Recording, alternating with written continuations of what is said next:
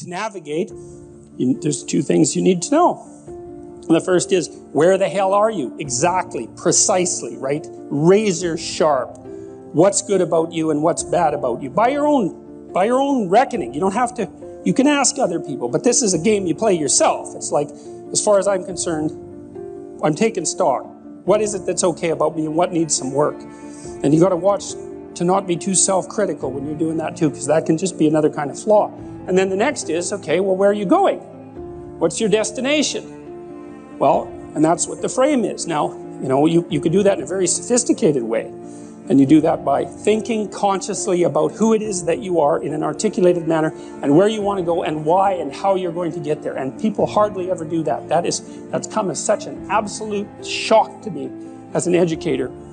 Because one of the other programs, I use this in my classes. One of the other programs in this suite of programs is called the Future Authoring Program. And I started developing it in my Maps of Meaning class, which is where some of this material is from. And I got students to write about their past. It's like, okay, we're talking about stories, so let's tell your story. Who are you? How did you get here? And what are you now? That usually helps people put things to rest, although it's quite stressful while you're doing it. Stress goes up when you're doing it, and maybe you feel miserable for a couple of weeks, and then stress goes down and it stays down. So that's also why people don't do it, because who the hell wants to have their stress go up?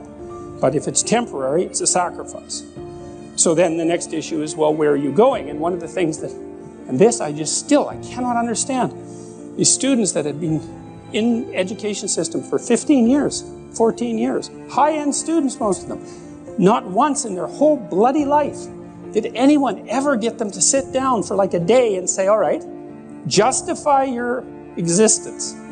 Like, well, seriously, it's like, here you are in university, you're taking a bunch of courses, you've got some sort of vague career plan. It's like, defend the damn thing a bit, since you're going to go live it and everything. You're staking everything on it. It's like, what's your damn plan? And why are you so convinced that it's not the plan of a babbling fool? Because if you haven't thought about it, then it is.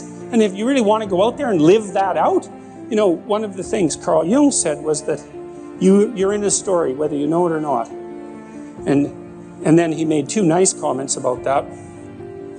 If it's someone else's story, you're probably going to get a bit part. And it might not be the one you want.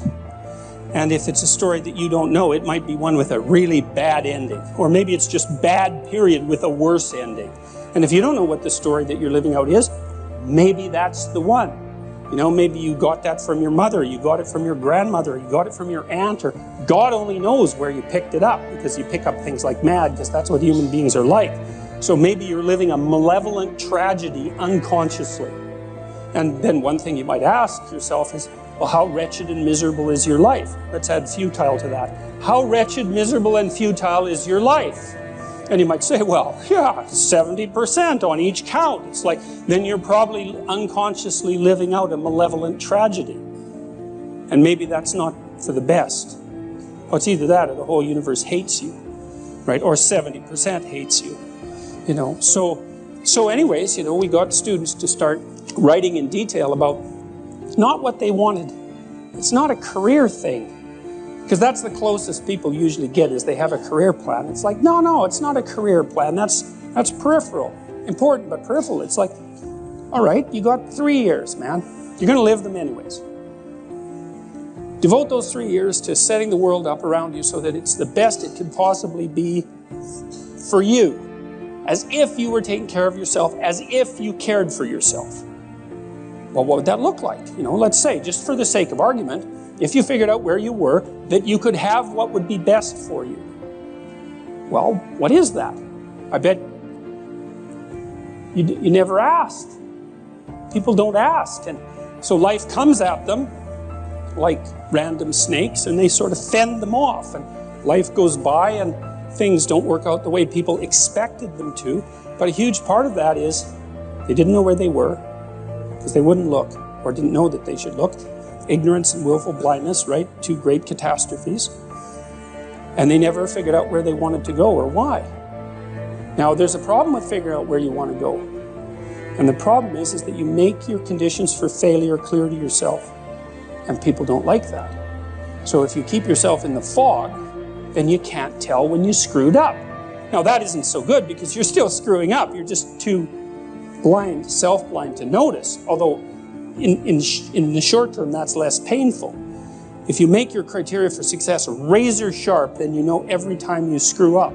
But that's great because then you could fix it. You could either repair the behavioral inadequacy or the conceptual inadequacy that you're using as a tool in that situation, or maybe you could adjust your damn plan. Either way, you can fix it.